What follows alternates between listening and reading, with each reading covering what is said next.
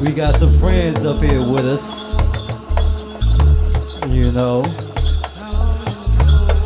as always, I want to start this by inviting the Most High, the ancestors in the Most High, all of our spirit guides, all in the Most High, into this space with us.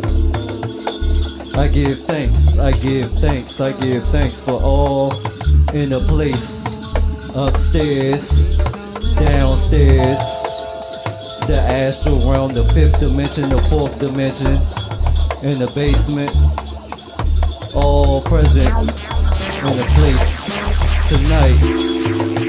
Yeah. Okay. So today we got the great, the magnificent, the amazing, the talented, multi-talented, Muse.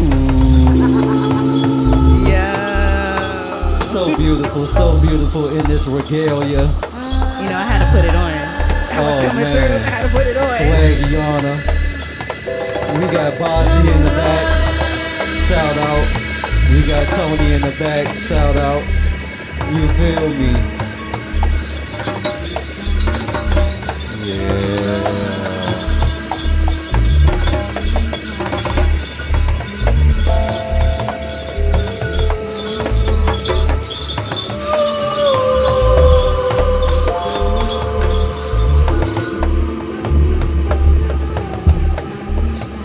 Alright, man, so I'm gonna start with some libations. Damn, Tony done got cut. That's another thing. You got the what? There you go.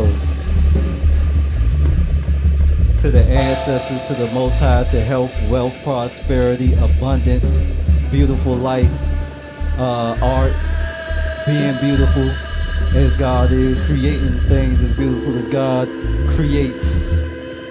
Living life to the fullest in truth, vulnerability, peace, all the things. To that, Ashe.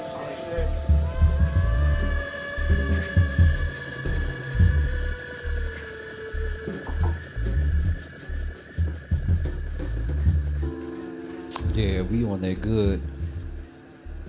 So I first met Muse going to see Bashi play at a gig.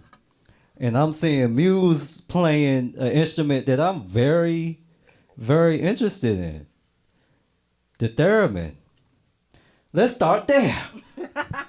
How you get into the theremin? You know, it's I started playing the theremin about 4 years ago. Or like my first encounter with it was like at a homie's crib, and their roommate had one, and I was like, oh my gosh, this is so fun. Like like it was, and it's one of those things that's like intuitive. So it's like a low barrier of entry into it. And I'm also someone who's really into like vibes. Like, and so it's like I felt like it was like reading my vibes in a way. And so it's like it like playing off the electromagnetic waves. So it's like as you get closer to it, you get a different pitch and you move further away. So it's like you're playing the air, but we all know like there's these frequencies that are happening that are seen and unseen. So I started about 4 years ago, and I was just like using my friend's one, and I purchased one, I guess 2023. And then from there, I've been having a lot of fun experimenting with it. So when you saw me, I think that was like the first time I like played the theremin in a band. Really? Or I guess that was the second time. Okay. So shout out to Safra, who invited me to be a part of her gig. So that was the second time I played it in a band, and it's a different experience. But yeah, it's one of those things, like it can expand and it can be as big as you want it, or it can be smaller or more intimate. But yeah, that's like maybe my mode of instrument of choice right now. Really? So how was the first experience playing it in the band, and how do you express it? Like, how does it feel in that setting? Right. So I threw a party last November. Okay, party. Yeah, it was called Alter Ego. And so it was like part dance, party, also mutual aid. So we were fundraising from this org in the Congo called Congo Street Breakers. So like a portion of door sales went to that, but also so we also had a performance component. So I had like reached out to one of my homies. I was like, I want you to like you and your band to perform, and they were like, but what if you played with us? Right. So that's how it came about. So we had a couple like rehearsals. It was all improvisational, but that was like it felt like my like debut because I'm mostly a solo artist. So I'll play like the theremin, and like I'm also in like the visual arts world, so it's usually accompanying like a video or like a installation. So there's so many different ways it has been able to like transform and like move into different spaces. So I'm really like looking forward to exploring more how it sounds in an ensemble. Right. And also it just makes really weird electronic ethereal sounds that are like always fun to like play with. Yeah. I'm curious now that you're saying that. Like, I wonder what it would be like if you plugged that joint into some pedals. Yeah. Like that would be.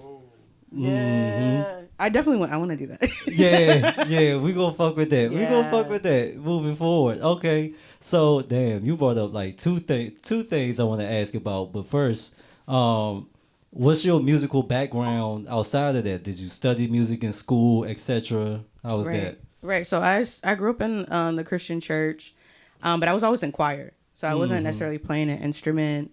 And then when it came to like when I was in school, like I was in orchestra for a little bit. I took piano lessons. I didn't really stick. I'm gonna be honest. I didn't really stick with it, but it was like I was exposed to it as a very young age, and I would say I'm the most like musical person in my family, like my immediate family. So it wasn't like anyone was there to teach me, but my family always like invested in me. So they got us like an electronic piano we had in the house, and like I would like play things by ear, but like when it came to like studying theory, I wasn't on it. Like, so it was like I felt the music and I was like surrounded by music. Right. And then I was like in band. And I was into like percussion. So I really found my way back into music more like professionally. Like I grew up like singing in choir, and like I was like in performing arts growing up. So I was like performing at the Kennedy Center when I was like in my teenage years. Like, oh wow. So I just like was always performing, but like never like it was always in an ensemble. So I went to school. I didn't study music. I studied film, and then film also like brought me back to music. So, and I always like joke about this story because the way I started DJing, I'm also a DJ. Right. I just plugged that in there. But I started DJing as I was procrastinating editing a film.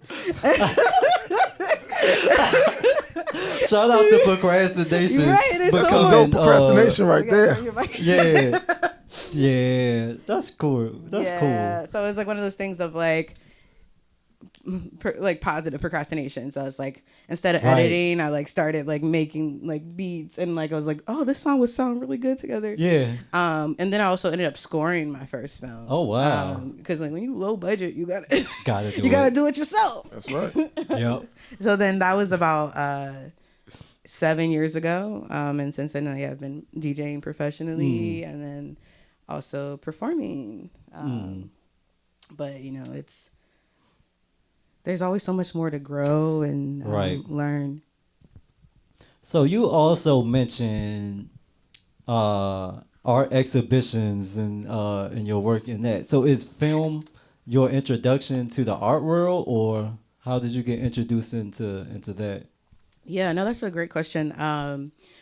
So my background, I went to school. I went to Howard. I studied film production.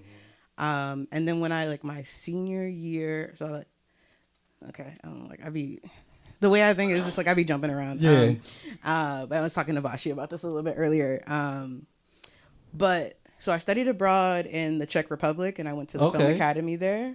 So part of that process, I made a short film on 60 millimeter film, and so I had this piece, and I was like, okay, what do I do with it? And my sister's a curator, and so she was throwing a show at Nubian Human in DC, and she was like, do you want to show your film? And I was like, okay. Yeah. So it was like, that's fire. Yeah. And then so I was set up on a little tiny laptop and had headphones, and people would come through and look at it. And that was the first wow. time. Yeah, very lo-fi. Yeah, Yeah. it starts. Yeah, Exactly. And it's family. That's up. right. Right. No, shout out to my sister Martina. Yeah, shout out. Yep. But that was the first time I saw people like interacting with my work in that way. Because my background and my exposure to film had always been like, oh, you want to go and be in the theaters, you want to like be like more like Hollywood. That has been more my experience. So having people interact with my film and being able to talk to them about it, that opened up so many worlds. So after I graduated, I started showing more films in galleries and museums because I'm like, oh, that's an option, so it opened a lot of doors. So you mentioned too that you do curation as well. Yes. I do curation. So how I started with that, it's really just kind of like, if I want to see something and no one's already doing it, I'm like, well, why don't we make that happen? I'm very like, and it's also like within community, because I'm like, you're doing this thing. I think that would be cool in conversation with each other. Yeah. I know someone who has a space, like, let's make it happen. Yeah. So like I've done like film programming. I've also done like more like visual arts. I had a apprenticeship at the DC Art Center. So I was like a curator apprentice. And that was a really great experience. So it was like, and that show, okay, I'm going to plug the show anyway. Yeah. So that show, it was called Reparations Realized. So it was looking at reparations for descendants of the transatlantic slave trade. And then also like, what does that look like? Because it's like, we talk about it like we are 40 acres and a mule, but like, what is the like ongoing conversation? What would that look like for us? So is it free college tuition? Yeah. Land, like, deleting all my debt. Right. Delete my debt, please. Even though it's already canceled, that's for another episode. We're going to go into UCC codes, and it's already canceled. Know your rights. Period. Okay. I'm tuning in the next one. But yeah, so that show was an opportunity not only to like have something visually interesting, but also like open up space for conversation.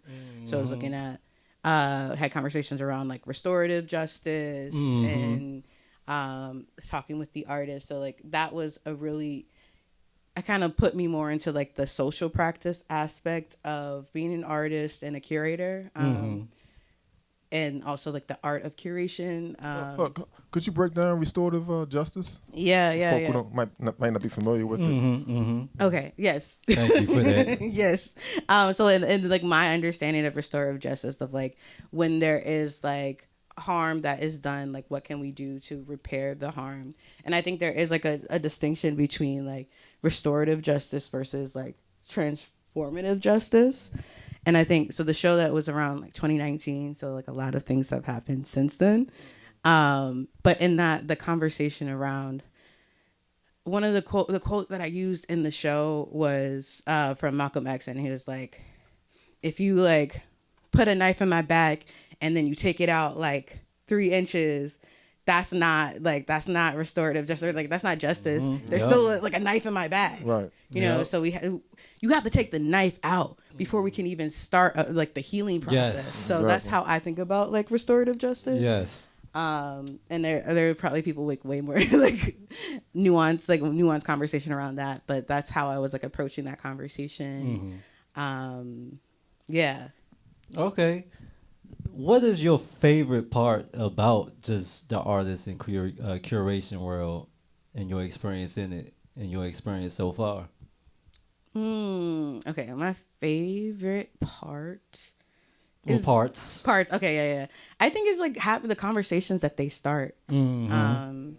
So one with that show, the Reparations Realized, it wasn't exclusively for Black people. Like when I create work, Black people are always at the center, but then also it's like we've been doing the work, and it's like there's a lot of like white folks who are not tapped in, and I go through different phases of like I don't need to talk to white people, like I just want to talk to my people, but then also it's like y'all need to get hip. So it's like I let that show be a place, like maybe a point of entry for white people. Like I think there's like a scholar who like I forgot her name, but basically like Black people are already on like level 1,000 when it comes to like racial like theory and like just through our lived experiences. And then a lot of white folks, even if they're like college educated, whatever, they're starting at like this 101 level. Right. Yeah, true. Right. Yeah. So like this is like a point of entry. So like one of the things that I really enjoyed, that's the yellow wire. But yeah, so one of the conversations, there was this a young, she was probably about like 6 or 7, and she was talking to her dad, and he was like the director of the art center at the time. And she was, and like I had a wall, and it was like, what does reparations look like to you? Yeah. And the little girl had wrote like justice. And then her dad was like, or like it was just kind of like, instead of just like repaying people, you can never really repay what was taken from us. But he was like, no, that's not enough, right? And then also it doesn't make things even, right? Right. It's like you have to cultivate, you have to heal, you have to cultivate a relationship, right? And it's not like a transaction, basically. So I think that there's healing in that to be had, because we all share this planet. You know what I mean? So I think I say my work is a way to like broach difficult conversations or subjects. And I'm like creating different portals for people to get closer and get more connected and in community. That's beautiful. That's something I take pride in as well. So Muse, it sounds to me like you're, in a sense, the whole idea of installation, museum-ish type of experience, sounds to me like you're decolonizing it, because there's usually a situation, you go in this museum, you know what I'm saying, this elitist-owned museum, and they're holding our folks' work to Right. objectify it once again, commodify it once again in a sense. But it sounds to me like you're doing the opposite. Yeah, no, I think that's like my ethos, right? I think that's a Yeah. great way to look at it. Anyway, I have a lot of thoughts, right, around like decolonization. And I think there's a lot of things that need to be decolonized. I think not everything needs to be like reclaimed. Right. Because some things should be like, I don't know, like I think about all of the horrific things that have happened in certain places, and not everything has to be like, I don't know, I think some things can be sacred, right? We can mourn and we can hold space for that, and it doesn't have to be transformed into something else. Like let it be a reminder. But also I think in terms of like, yeah, and the museum spaces are very, very, very colonized, and like, but I also think about what is the function of art, and I think we are meant as humans to create. I'm sorry, I don't want to turn my back on you. No, it's all good. I think we're humans are meant to create, and I think that is our natural state. But we have, because of like capitalism, we put up so many barriers to being able to create. And we've created these institutions, we've created nonprofits to to make that process easier. And it's like, what if we cut out the middleman, you know? Right. So that's where my brain goes. Yeah, love it. Thank you. Thank you. Oh, I had a question for you. So these different disciplines that you practice, how do they inform one another during your process? Right. I think earlier in my career, I kind of siloed different things, especially like the DJing. I think the DJing was like my alter ego, and now I've been kind of blending everything. And I think in terms of like my approach, so the way I edit videos is the way I edit music, is the way I perform. It's like a mix of like collage, layer, remix. I do a lot of repetition and like callbacks. And I think that's how I approach it in every media. Dope. Yeah, so it's all connected, and then certain things are more accessible, right? So like for me, picking up a camera and taking photos is much more accessible than maybe having like my full like musical setup or like being able to shoot a film. But I don't have the means at the time, but I can go and take an image or like or not. I don't want to use. Photography, oh my gosh. Right. The language. Yeah. Take it. Decolonize. Create a photo, you know? Make a photo, you know, share a photo. I don't know. So there's so many different ways we can look at it. Yeah, that's beautiful. That's All beautiful. right, it is. Cause it's the same like my process with music. What made arranging music for me easy was the process of when I wrote a play and directed a play. You know what I'm saying? You had your ebbs, you know what I'm saying, your lows in the play, the transitions, all that came into play with the music. Yeah. So they always inform one another. I love that. It makes your voice even more like unique, sincere. You know? Thank you. Yeah. Thank you for paying attention. Yes. Yes. A lot of people be looking and listening, but not comprehending.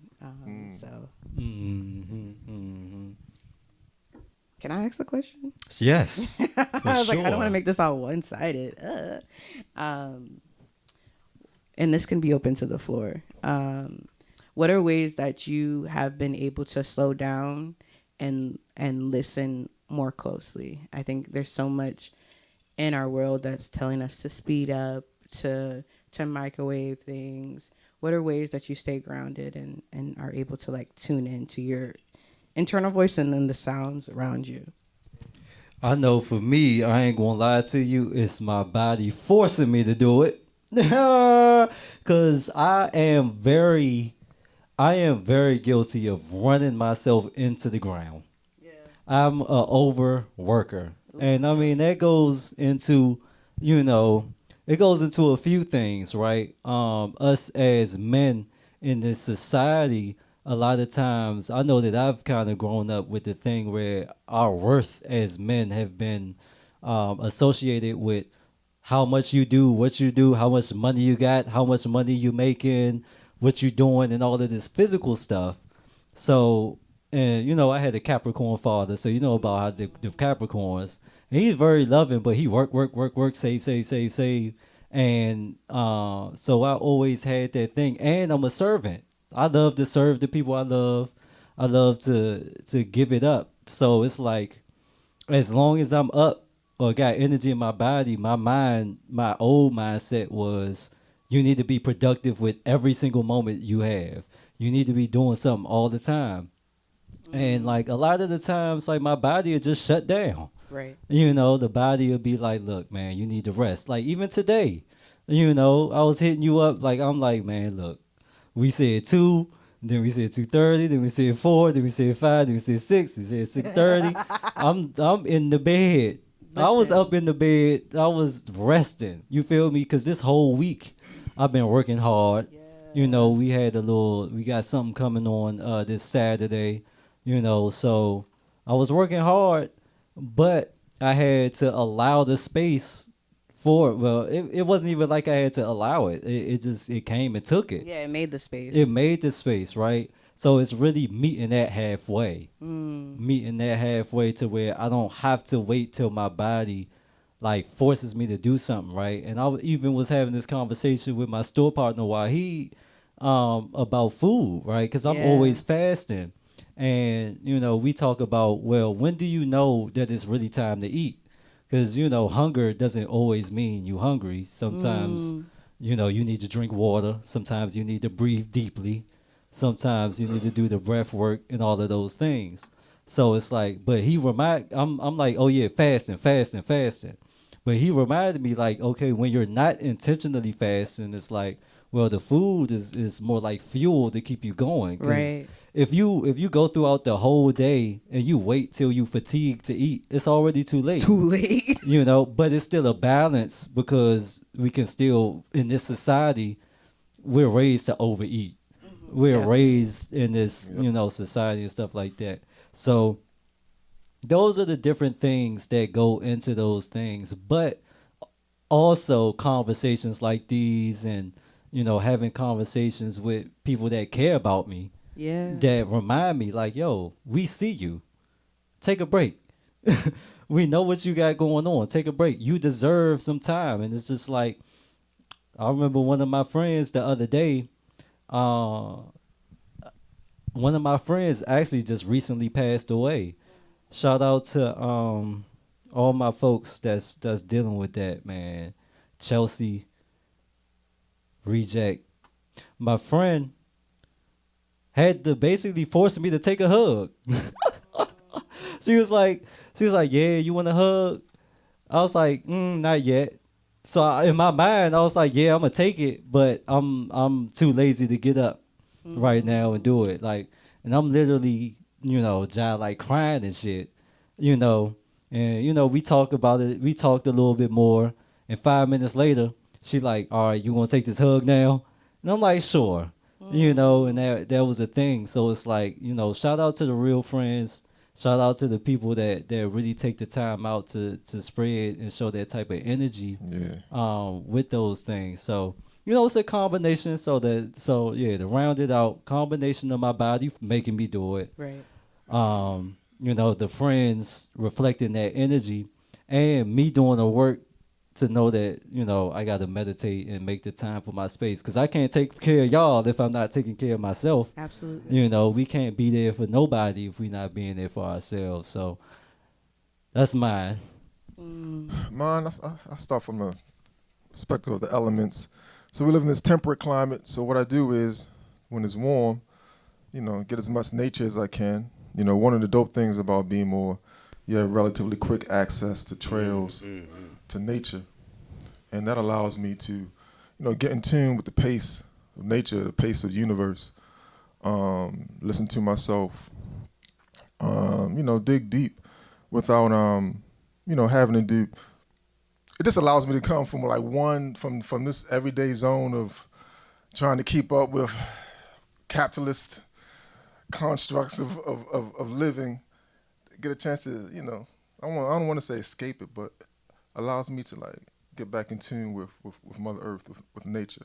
So I soak that up, to be able to cope with the winter. The other thing is, of all my disciplines, music is the most visceral. Even though you can't see, smell, touch, or taste music, I play the drum kit and I'm using all 4 limbs. So it's extremely stimulating. It takes, a good level of consistency and discipline. And so those things, like Sunra talked about, like discipline being the real freedom.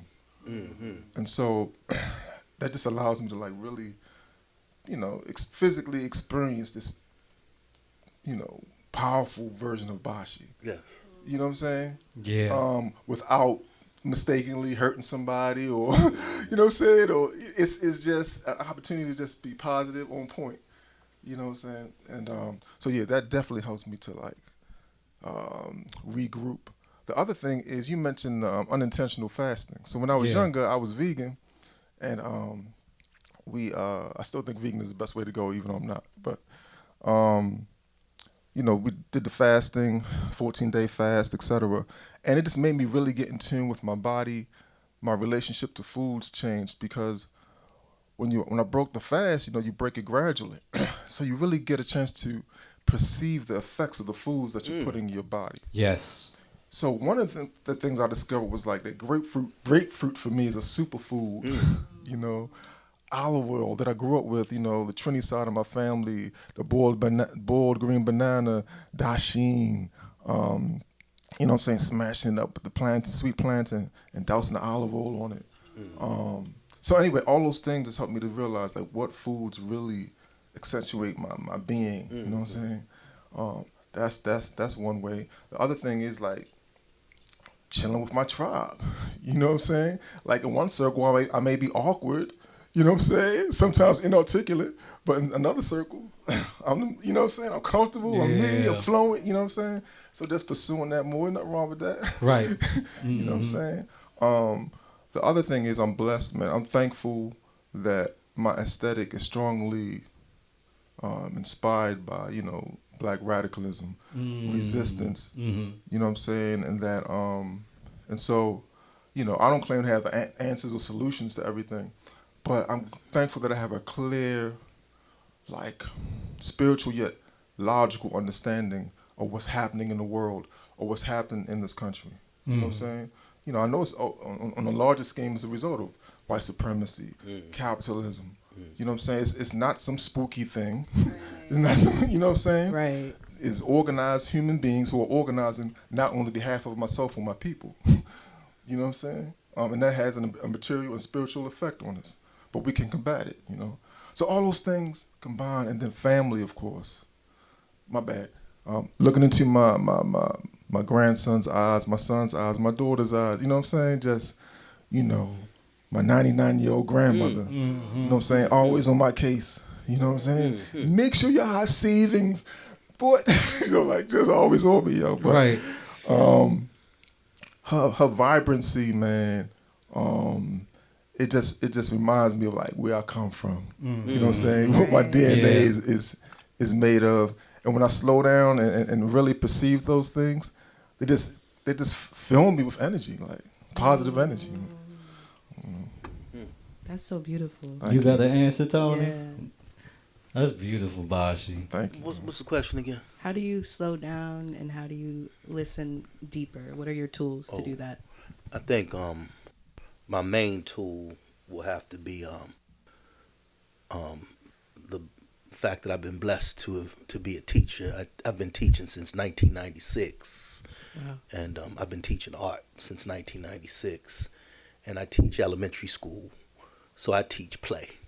Wow. So that's always, every day I'm rejuvenated, and every day I'm allowed to be a child, and that's what I think rejuvenates me. Wow. Beautiful, yeah. Man, he's an That's a amazing good teacher. question. Those children are blessed. I've seen Yes. brother at work, so yeah. That's amazing. Yeah. Wow. I think play is so key. Yeah.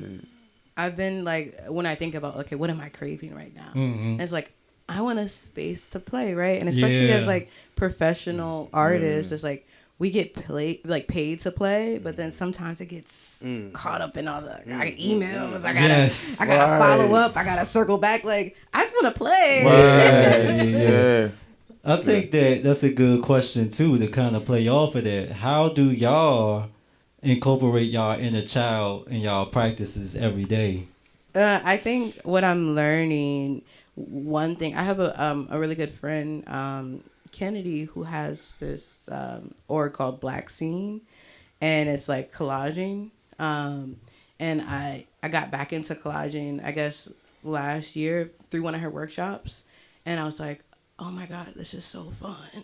Like, you know, sometimes like I overthink it, and it's just like, how can I utilize the tools? It's literally like magazines, scissors, glue, and I'm creating something. So it's like the barrier of entry is so much lower, and it kind of allows me to explore different things and also like check into like my subconscious mind of like, what am I dreaming up? What am I thinking? So like, it's like I can just tune out. I can tune into the work. I can be this just like focused on that. So like being present in that way is helps me tap into like my inner child. Y'all can already tell from this interview, I like to laugh a lot. So like being able to be with my friends and giggle, or like, yeah, just like being outside. Like, I think that is so underrated. Just like running the streets with your friends. Like that is chef's kiss, you know? Yeah. Bashi. Oh man, shucks, man, I'm always acting. I'm always tapping into it, man. Cause I mean, as a child, you know, I had a lot less inhibitions, you know. So I would say definitely when I'm practicing, you know, different art forms, I'm definitely tapping into, you know, that child state of mind, of being, of always like the word impossible or the concept not existing. Yeah. You know what I'm saying? Yeah. Just totally like in the moment. Mm-hmm. You know, just always touching this like this it's like you like as a child you're just present of this like mysterious thing. You know what I'm saying? Like that sense of wonder. Yeah. It's like. So yeah, and like I'm in that place now, like as we speak. Right. You know what I'm saying? Yeah. I could definitely relate to that, man. It's like, I don't know, I feel like in so many ways I'm like on the fulcrum of polarity with everything. Like I can always, Bashi already knows, like I can always see both sides of the picture. Right. You know, always, some people call it playing devil's advocate at times, but I see it as a superpower, really, to be able to really find the connection between things that might not always be surface level, on the surface level connected, you know. So in that process, it's like I'm serious and I'm joking all the time. I'm laughing and I'm serious all the time. So it's like my inner child really is in everything I do. Literally, I'm living my childhood dream now, like in this store, you know, creating this space, sharing it with my friends. Right. You know, y'all come over to my, you know, my spot and let's play. You feel Yeah, me? you This got is all what it the is. best games. Like this is the Right. place to be. Like You know, and it's just like my inner child is happy and that joy, you know, just watching y'all right now, just bringing Right. and, you know, being together with the people that I love, making new connections and stuff like that. So it's like it's literally in the essence of everything that I do. Now I will say that the shit ain't easy all the time. Right. You feel me? You know, it took some things to get here. You know, it took some cold nights, sleepless nights. You feel me? Insecurities, uncertainties to really get to this point. But that's when your older self heals and strokes and comforts your inner child. Yeah. Because it's like, all right, let the grown up, you know, be there for you. And it also reminds me of how, you know, like you talk about spirituality reflecting nature and stuff like that. The ego is supposed to everybody talks about ego death, and you know, but the ego has to die to serve the higher self. But the ego has a purpose. The ego has to protect the higher self. It works for the higher self. So it's like that ego, like when somebody playing with you, you like, and your ego like, oh no, they playing with me. That's because that higher self might let that person walk over you. You feel Right, me? right. And stuff like that. So it's kind of like like that when it comes to the inner child and that balance between, you know, the adult self, you know, and that balance, man. But Tony's art, man. I feel like Tony's art is like just straight inner child at play, Yeah. while sure. still like it's like the way that Tony incorporates his inner child with work that's extremely political, extremely like substantial to the truth of, you know, our experience as people. You feel me? Can you speak on a little bit of how your experience plays into your art that you create and the stories that you tell through the art? Okay. I think if we're talking about art, and it plays into my work as a teacher, and even with my children, my own personal children. When I was growing up, I had a disability, but it had not been diagnosed. So I was seeing, and I had a very, very, very strict mother for 9 years. She transitioned when I was 10. And I perceived letters and words different. And I don't consider it a disability. I just the way that I view things. And I think it ultimately has helped me in the way that I think, the way that I create, because I see these things in my little way. So I remember I was going to this elementary. I've been to Catholic school my whole life. I ain't never stepped foot in no public school except to teach. So I grew up in D.C. and I went to these parochial schools. And I remember having to wear like the dunce cap. I remember literally wearing that bitch. Oh, wow. Teacher had that motherfucker sitting me in the corner. You know, I ain't never had no recess. I used to have to sit in for recess and write what they call lines. Just write shit and have this little hat on. So my peers kind of took notice that I was fucked up because the teacher kind of isolated me. So I came to school one time and I noticed this little note in my desk because the teacher used to put us together based on boy, girl. I had our desks together, so the boy would sit next to a girl. And so I noticed these notes in my little desk, and they would say stuff like, you a bitch, or you stink, or you fat, or what else did they used to say? Your mother ain't shit. Stuff like that. They just be little notes. So I'm like, what the fuck is? So I'm noticing, I'm walking I'm noticing as I walk from the cloakroom, because we have to hang our cloaks up in the class and come on out.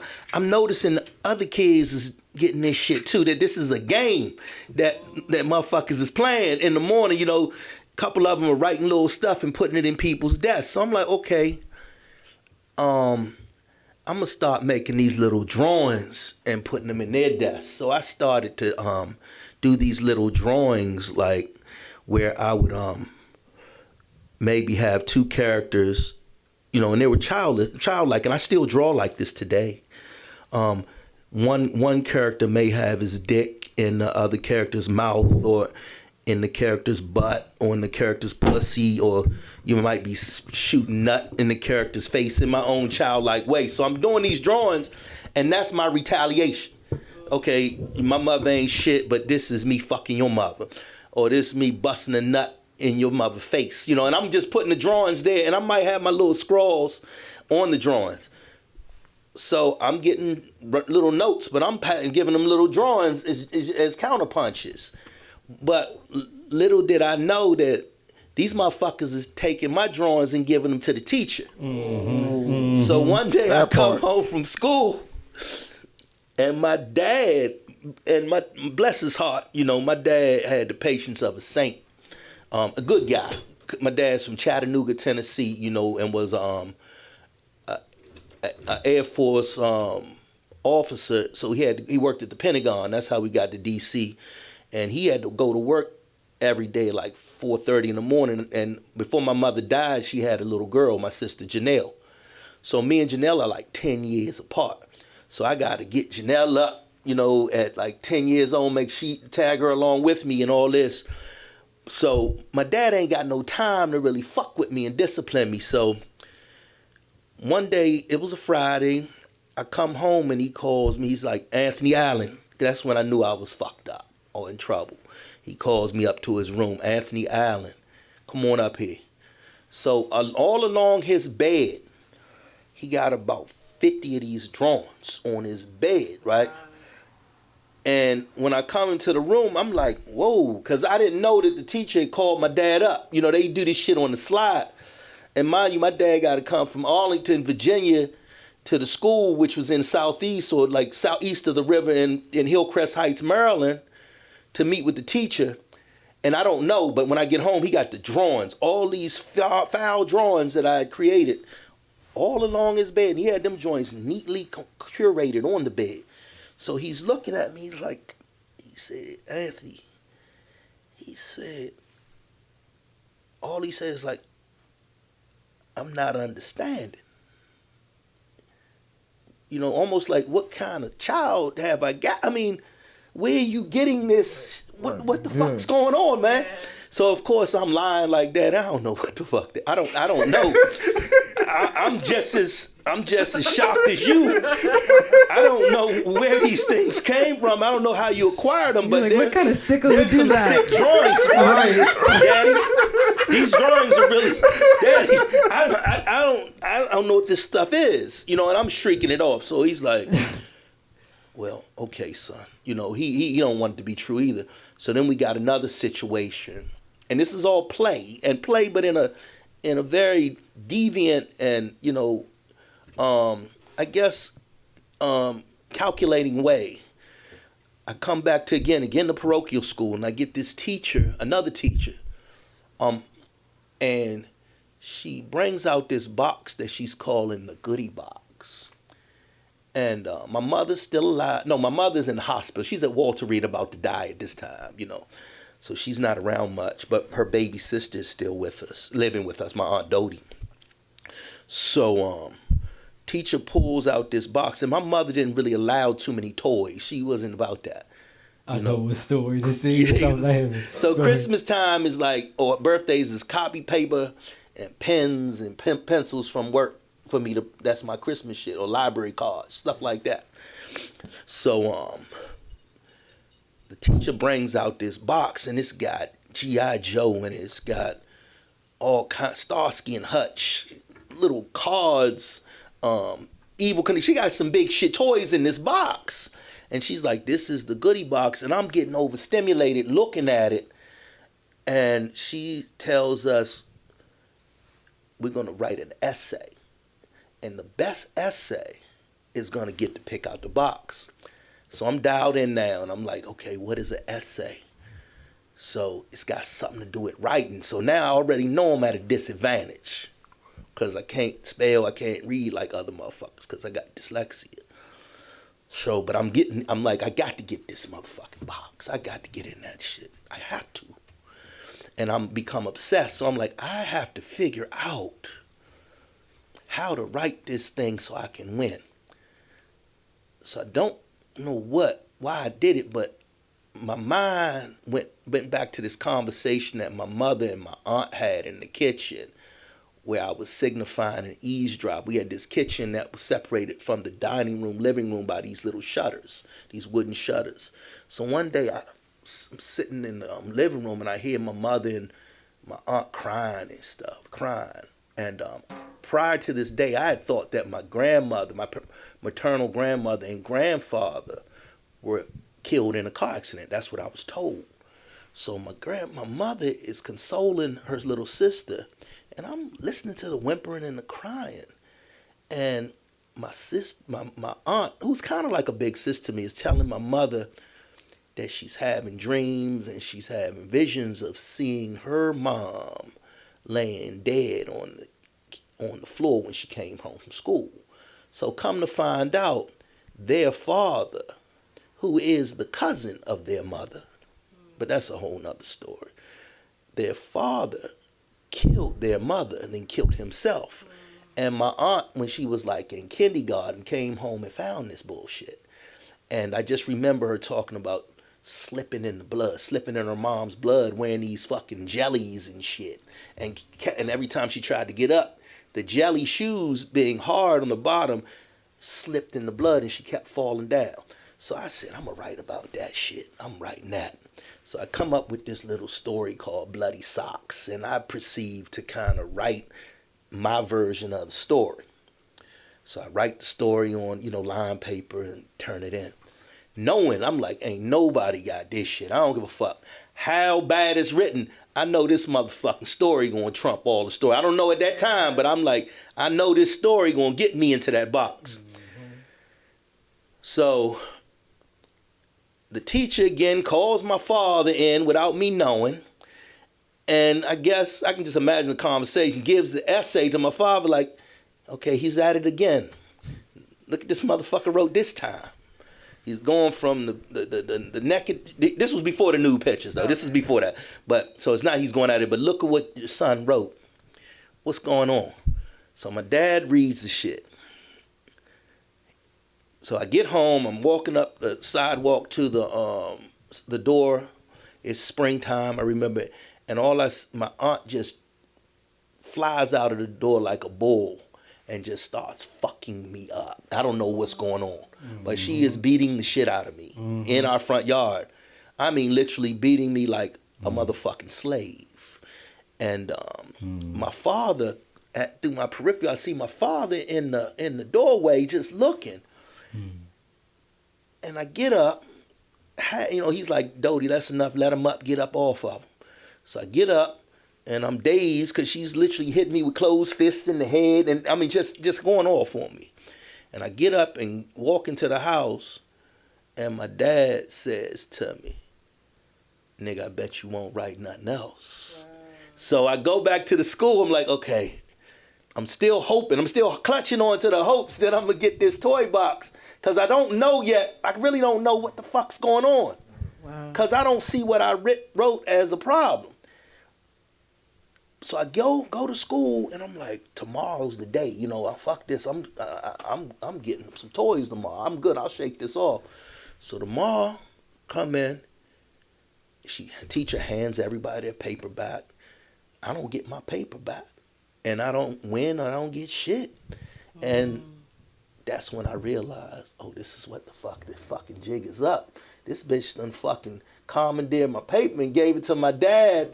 And not only did I get fucked up at home, I ain't getting nothing, you know. And that things like that kind of frame my reality as it relates to authoritative figures, you know. All authoritative figures, you know, kind of pose that type of threat to me all throughout my life. You know, even today, I don't really do well with punitive or authoritative figures. And sometimes, even if they're not punitive, the phobias that I have from that kind of go into gear. And I look at anything that is white or kind of looms over not only me, because don't nothing really loom over me no more, but anything that looms over a child, I feel that it's my job to kind of intercede and through creative means allow for the child to express whatever it is in my presence, you know, through play. It don't matter. Give a fuck what you got going on. It's your shit and you got a right to address it and play with it as much as you can.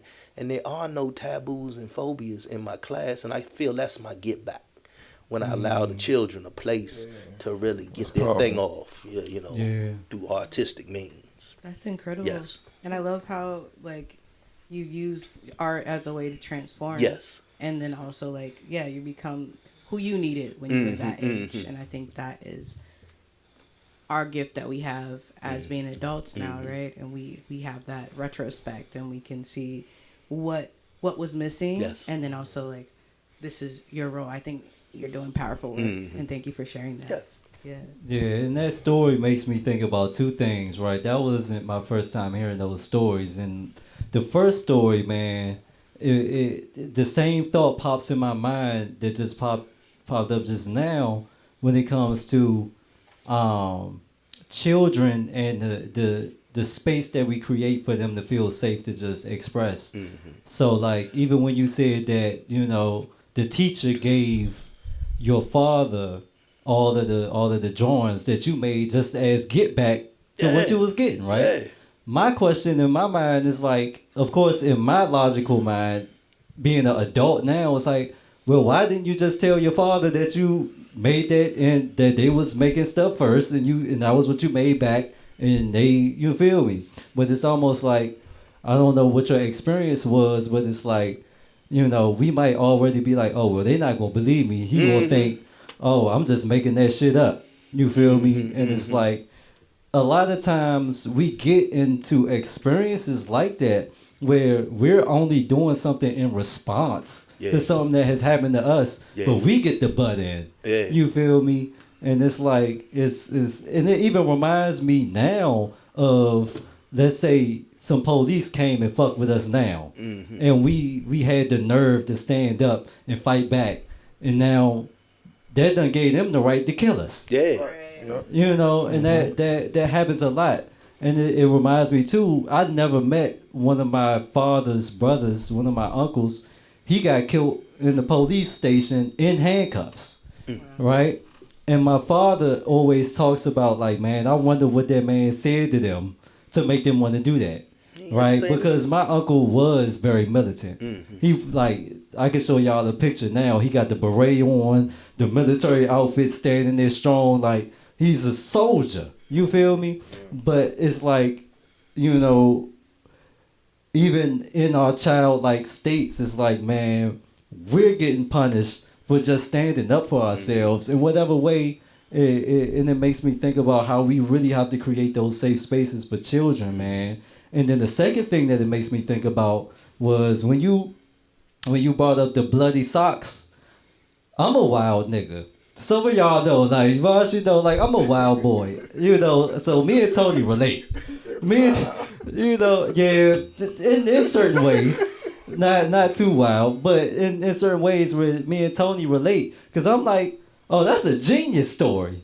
You feel me? Because people write scary movies all the time. People write horror films, and somebody came up with now, I'm not this wild, but somebody came up with the 2 Girls, 1 Cup. Somebody came up with all that type of stuff. You feel me? So it's wild and that's their art, but you turning that traumatic story into an artistic story.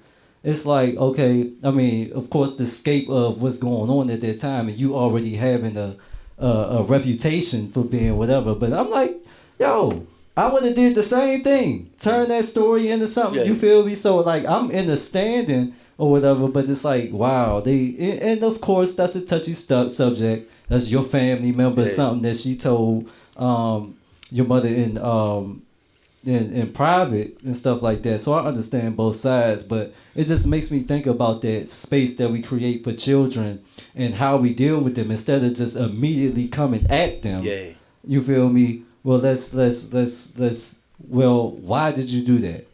You know, what's in your mind? Really understanding so we can cultivate the mind and the heart of our children and stuff like that.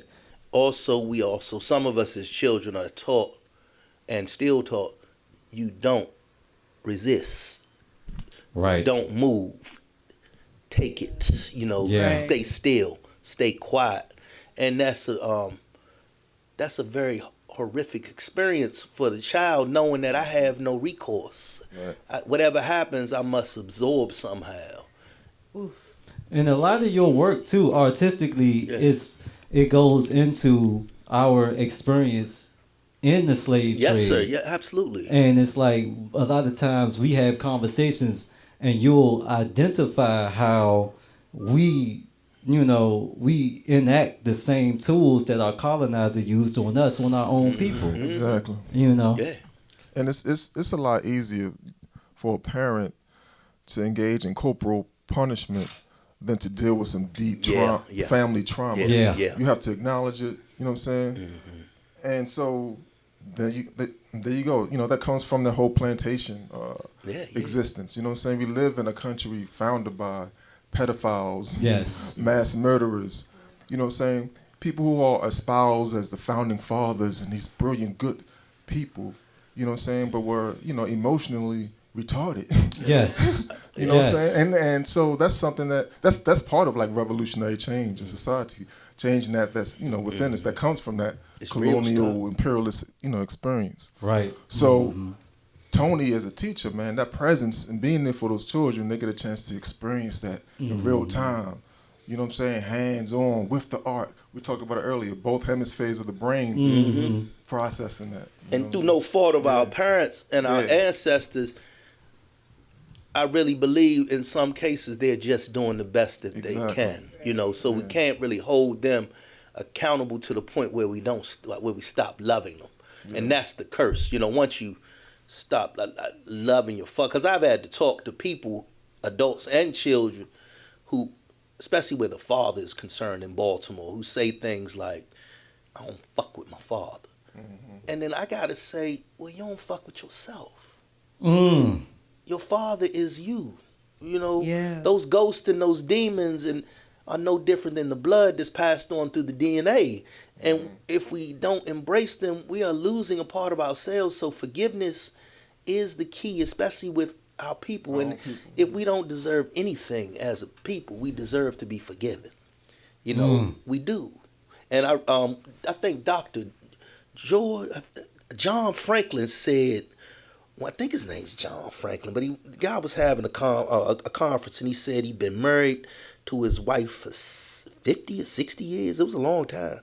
And he said, the reason that me and my wife have been able to do this is because we got short memories. And he said, we don't do it for each other, but we do it for the community, because the community deserves to see love. And as a people, we owe that to our children and owe that to each other, because when we loving on each other, I don't think it radiates enough for us, but it's those people who see that are inspired to love one another, and I think we need more of that. I agree, but also it makes me think of like, how do we practice love in our interpersonal relationships? Because if it's an illusion, if it's like we're keeping up appearances, that's not serving you, and honestly, it's not serving your community. But if it's like we can meet in the middle, and maybe it's not perfect, but we're able to still show care, and also transform. Mm-hmm. I think that is so powerful. But I think I'll say I come from a long lineage of like Black women who didn't put up with shit. Like my grandma Shirley, she was originally from Louisiana, like close to New Orleans, and she had this abusive husband. And she was probably about 21 or something. She decided, I'm not taking this no more. So she picked up and left. She moved to New York. And she left a note, and she was just like, I'm going to Cali. So that nigga never found her. She started her whole new life, because it's just like, we're at a point, I think, so long in history, like women were not able to go out on their own, either for like financial reasons or, you know, or like societal, like people looking down on it. But nowadays we don't have to put up with that. And there is space to, when you agree to love, it's being something that is mutual, and it's something that is nourishing, that you don't have to accept the bare minimum. And that could be through like romantic relationships or familiar relationships, because it is a relationship. Right. And you have to pour into it, and you have to cultivate it. And it's nothing is a given, right? It's a choice. So I think that's important also to like bring into the conversation as well. I think also to add on to that part is two things. We can't love anybody else if we don't love ourselves. So self-love, it starts with self-love. And the second thing that it makes me think about is unconditional love, unconditional self-love. Because with unconditional love, it comes with being okay having hard conversations. Okay with, dealing with what isn't easy to deal with. Because if we know that we got an unhealthy relationship with food, well, if you unconditionally loving yourself and you're looking in that mirror, you're like, yo, I got to do better, or I'm in this abusive relationship. I need to get the fuck out. Even how much I might unconditionally love this person that's whooping my ass. You feel me? And then it brings into our conversations and in our relationships, because in today's society, everything is so mainstream, everything is so commercialized, commodified, and we're looking at, well, a lot of the young people, and it's a lot of elders that are on this TV shit, watching TV, expecting love to look like and feel like what it looked like on TV. Watching Bad Girls Club, watching Real Housewives, all these different things. And anytime we get a positive, showing of love, like the Cosby Show or even the Good Times, like why they took James off and all of those types of things, it's like as soon as they get to that point, it gets cut, but then we get fed the bullshit. We really have to unconditionally love ourselves and unconditionally love each other, and not be afraid to have the hard conversations. Because I'm a person that loves problems, because problems lead to multiple solutions. Multiple solutions. I'm a bad news first type of person, because I'm gonna attack that shit. I'm a warrior. I'm a soldier, and I surround myself with warriors and soldiers. So we go on to war, you feel me, for who we love. Go on to war with our brothers, for our women and children. But we got to be in the war room being real with each other. Because if we know this nigga weak as fuck, we got to unconditionally love each other to know that, look, we can't put this nigga in the front.